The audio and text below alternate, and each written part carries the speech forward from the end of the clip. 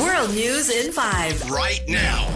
News and developments making headlines around the world in 5 minutes. World News in 5. Here on Radyo Pilipinas World Service.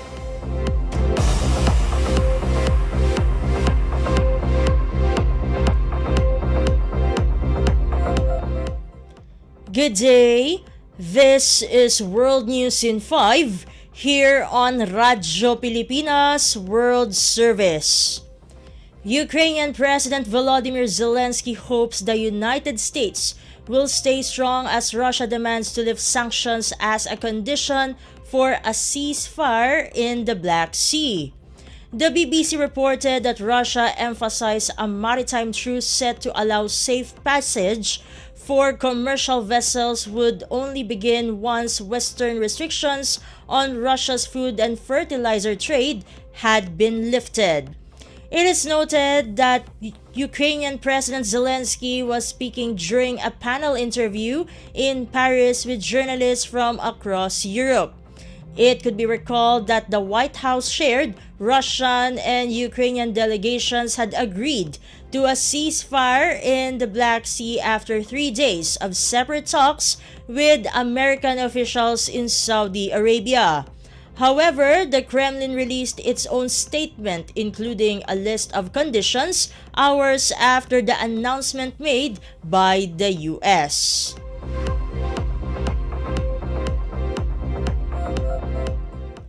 In other news overseas, a United States Senate Republican called for an independent probe of Trump administration officials' discussion of sensitive attack plans on the Signal messaging app after critics argued that US troops could have died if the information had fallen into the wrong hands.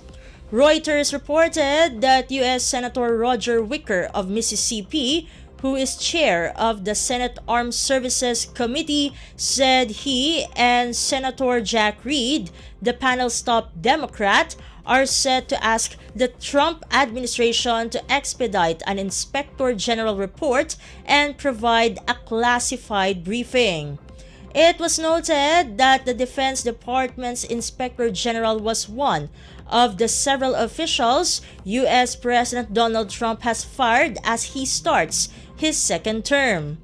A few of Trump's fellow Republicans have joined Democrats in expressing concern about the chat on Signal, an encrypted commercial messaging app about the planned killing of a Houthi militant in Yemen on March 15.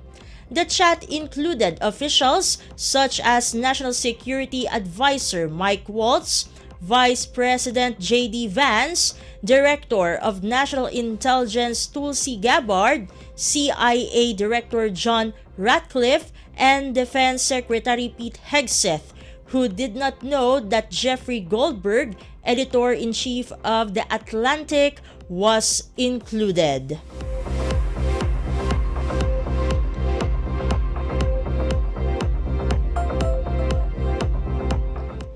And finally, Sudanese military leader General Abdel Fattah al-Burhan has visited the presidential palace in Khartoum after landing at the city's international airport.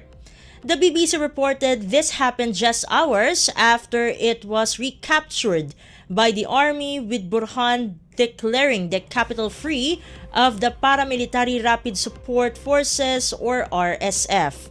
This is considered the first time Burhan has set foot in the presidential palace since the start of the war almost 2 years ago.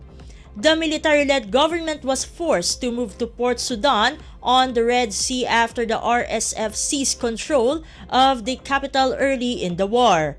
The army has been moving swiftly since recapturing the presidential palace on Friday as it reclaims state institutions taken by the RSF.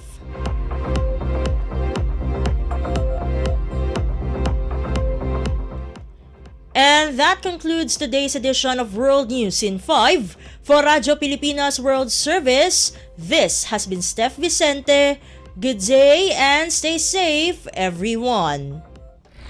World News in 5. Right now. News and developments making headlines around the world in 5 minutes. World News in 5 here on Radyo Pilipinas World Service.